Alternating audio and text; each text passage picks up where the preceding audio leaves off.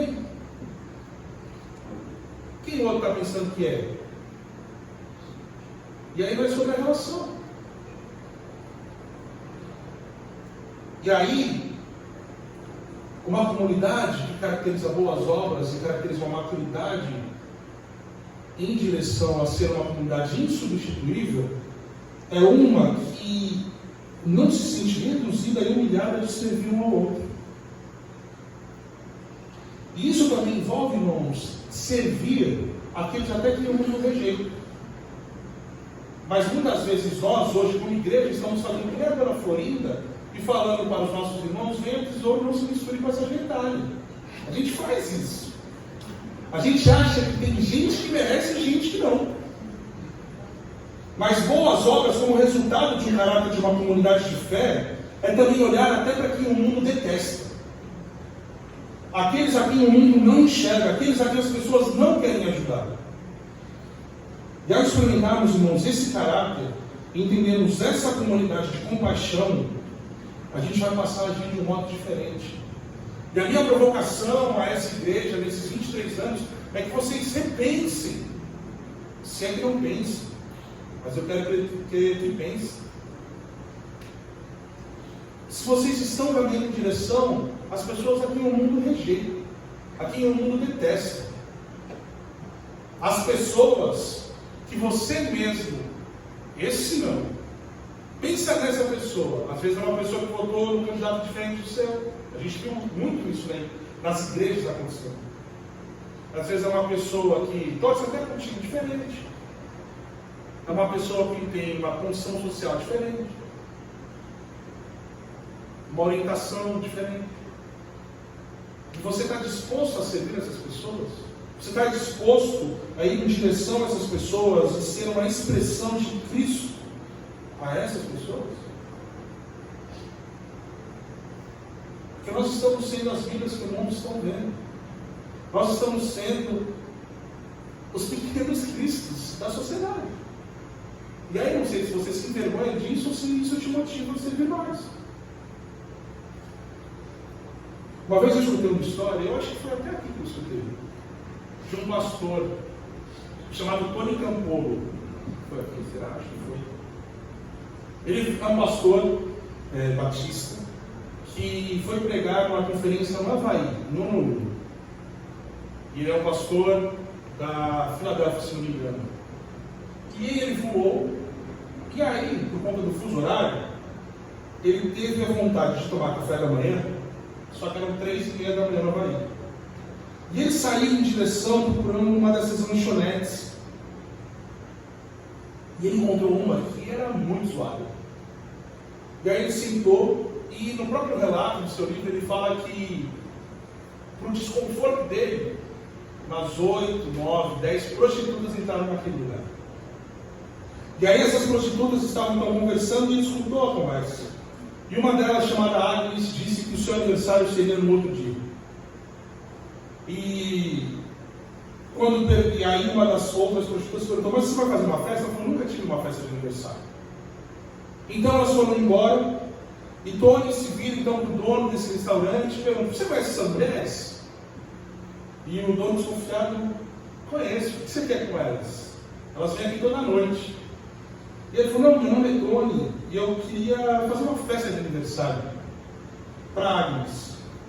Pode ser? Eu volto aqui amanhã, 2h30 da manhã, e eu venho, eu decoro o lugar, eu posso comprar o bolo de aniversário, e o dono do restaurante fala: não, deixa que o bolo eu faço, deixa comigo. E aí às 2h30 da manhã, no outro dia, ele volta ao restaurante, ele leva uma decoração, ele fez um cartaz: feliz aniversário, Agnes. E então, ele disse que talvez a mulher do dono do restaurante que ouviu a conversa, a notícia se espalhou. Então, todas as prostitutas da ilha de Honolulu, que é uma ilha mais ou menos do tamanho de Santos, estavam naquele restaurante, 3h15 da manhã. E estava então esse pastor, todas essas prostitutas, o Harry e a sua esposa.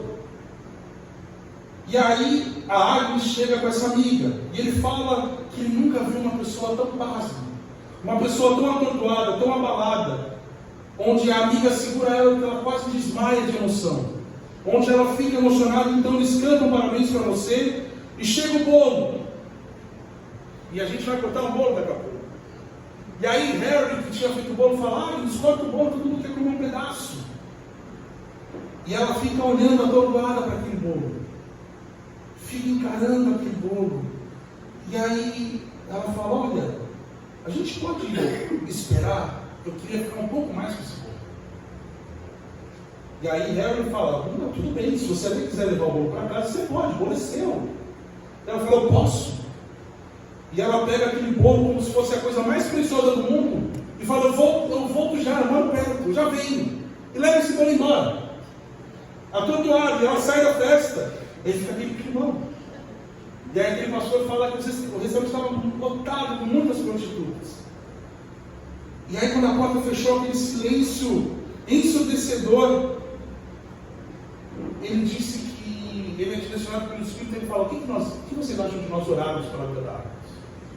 Então ele começa a falar do Evangelho de Cristo Jesus, e ele olha e ele fala que talvez tenha sido a coisa mais estranha, um pastor 3:30 da manhã, numa ilha no Havaí, numa conferência, rodeado por prostitutas, mas ele sabia que aquela parecia a coisa certa a fazer. E ele olha então para a vida dessa mulher, ele ora pela sua salvação, ele ora para que a vida dela mudasse, para que Deus fosse bom com ela. E aí, ele fala que quando ele terminou, o dono do restaurante o chama bravo e fala assim, você não me disse que você era pastor? A indignação dele é que aquele homem era um pastor. Que tipo de pastor é esse? Que igreja que você vai?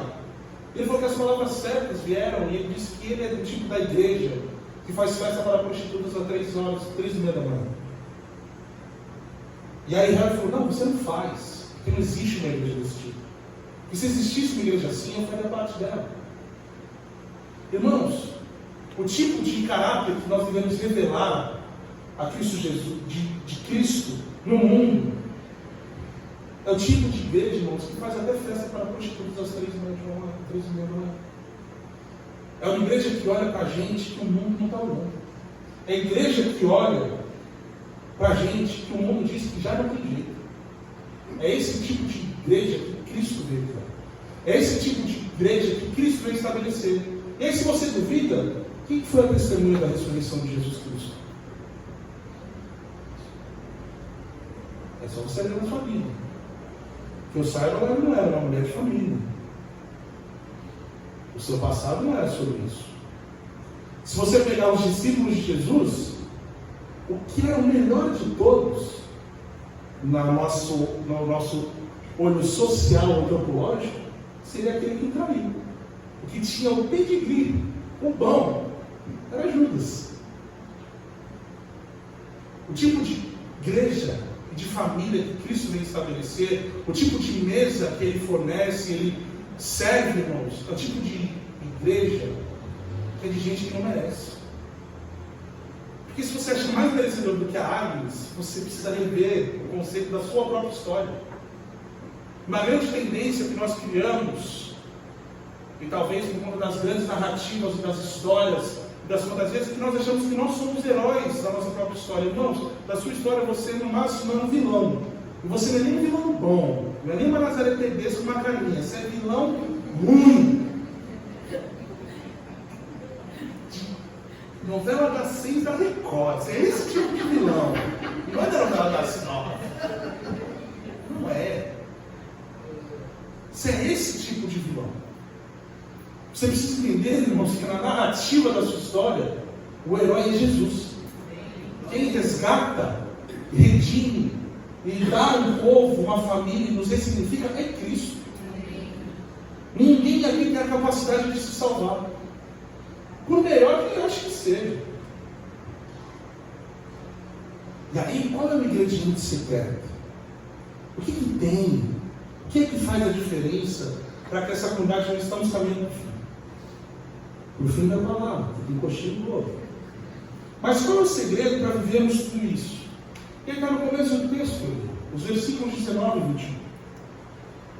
Muitos autores e estudiosos chamam esses 3 versículos como a garantia da nossa salvação.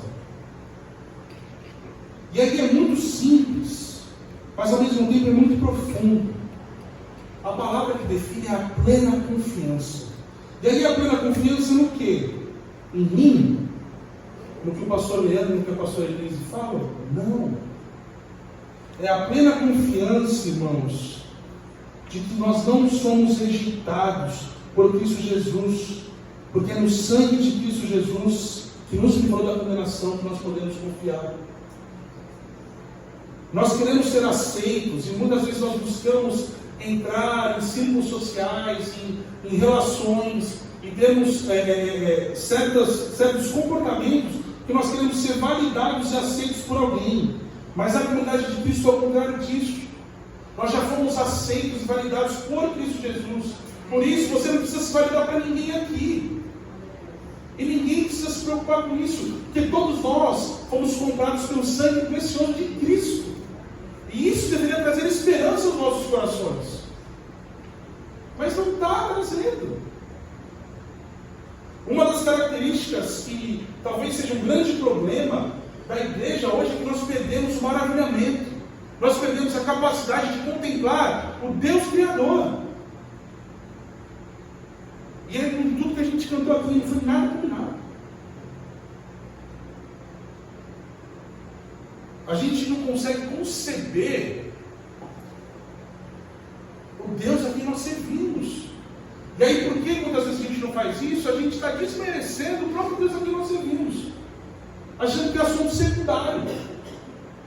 Não é. E aí tem gente que, por causa disso, desmerece, acha que a igreja é opcional. Irmãos, a igreja não é opcional. Se você crê no Evangelho, você precisa pertencer a algum lugar.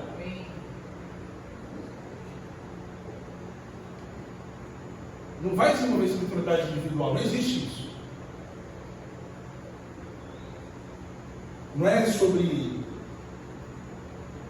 eu e Deus, certo, a gente está fechado um com o outro. Não está.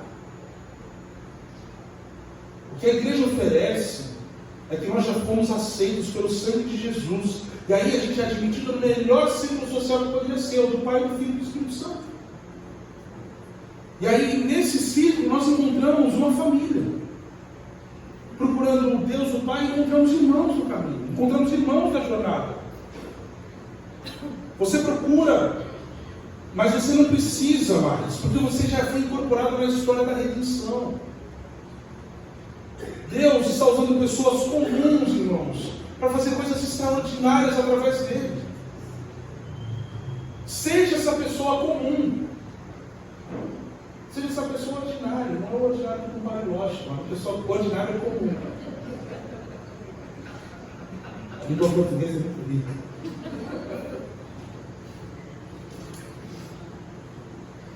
Se você sabe que você foi amado, que você foi aceito, que você foi redimido, não fique oferecendo para as pessoas um sistema de pontos de redenção, um conjunto de percepções e princípios. A palavra que é pregada, irmãos, domingo após domingo, há 23 anos aqui, tem um tema só: o Evangelho de Jesus Cristo. Apresentar a mensagem de redenção a pecadores. Nós precisamos encontrar o Redentor. Ele nem precisa ir para o Rio de Janeiro para isso. Ele está aqui, no meio de nós. Na mesa eu falo que ele age em nós, através de nós e apesar de nós. E aí a gente está vivendo uma vida trucando a Jesus Cristo, porque se a gente não fizer, as pedras vão, e a gente parece estar esperando, olha, né, que a pedra está clamando, não está proclamando, porque eu não estou. A gente está vivendo dessa maneira, perdendo aquilo que Cristo nos chamou a ser, o que Cristo nos chamou a fazer. Por isso, irmãos, hoje a gente não está celebrando CNPJ que foi aberta há 23 anos atrás. A gente não está celebrando a história única e exclusiva da Graça e Paz, das músicas, dos retiros, das mensagens pregadas. Nós estamos celebrando 23 anos que Cristo tem alcançado nessa igreja pecadores e transformando inimigos em irmãos. É sobre isso.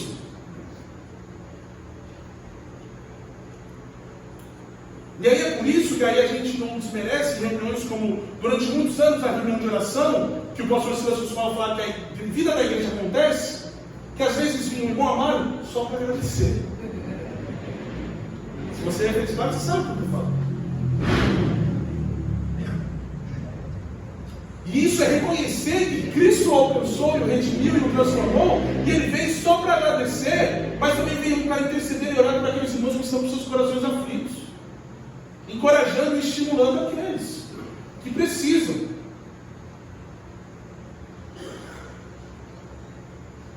Nós celebramos Cristo na sua obra magnífica, que pegou gente falha, que pegou gente que não merece. A igreja não é um conjunto de aulas teológicas, não é um conjunto de músicas, de programações, de agendas, mas é um centro de conversão, de confissão, de arrependimento, de reconciliação, de perdão, de santificação, onde pessoas que são imperfeitas encontram um Deus perfeito e se reúnem para amá-lo melhor, e para aprender a amá-lo, amando uns aos outros. A graça e paz existe, irmãos, para que vocês possam amar uns aos outros, para que vocês possam encorajar uns aos outros, estimular uns aos outros, e resultando isso em amor e boas obras. É sobre isso que o autor de Hebreus está falando.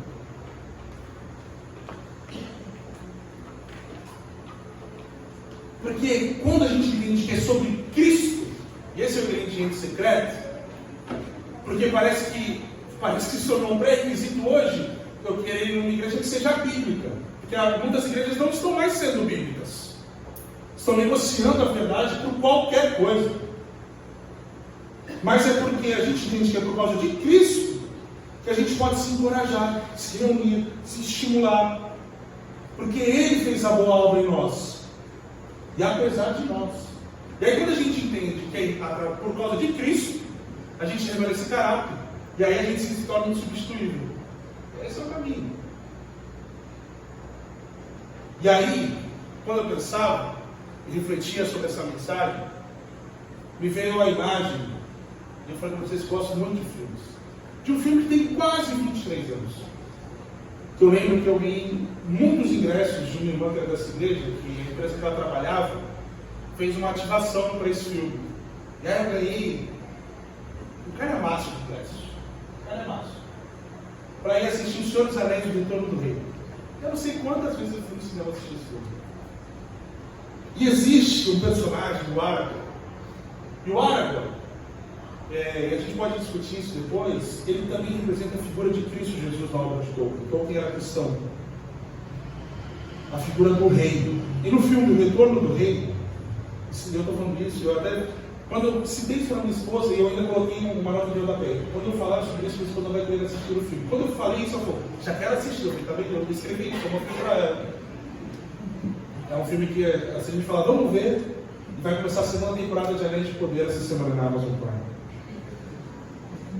E eu escutei uma vez um pastor pregando, um pastor amigo meu, Tarek, do Rio Grande do Sul, sobre o discurso do Aragorn, onde ele encontra homens que estão com medo, homens que estão às margens do portão negro, que é o portão que abre para a Mordor, o mundo caído, o mundo perdido, o mundo onde o mal controla.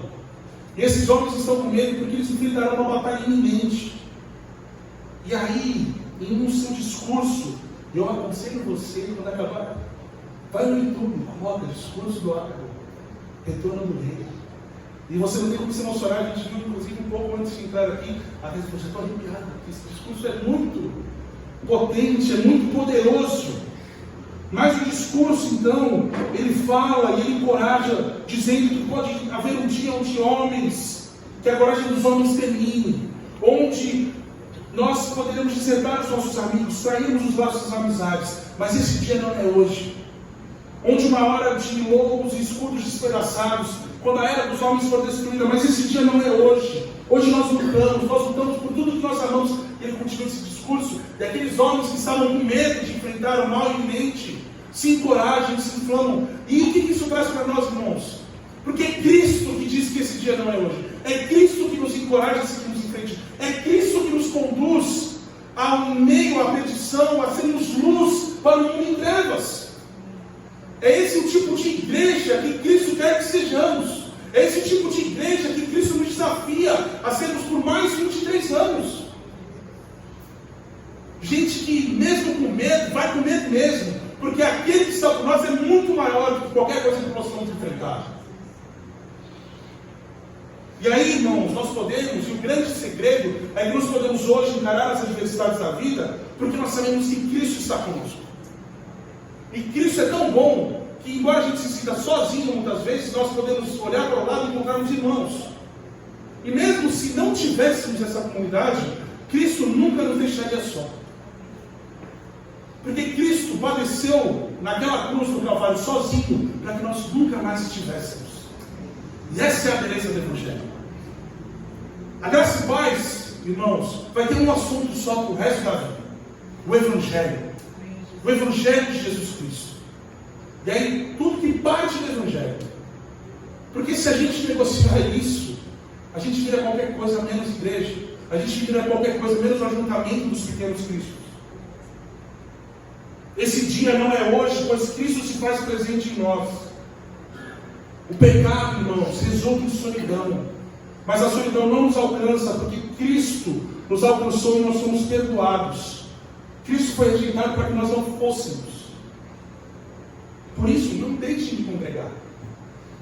Não ache que a igreja é opcional na sua vida.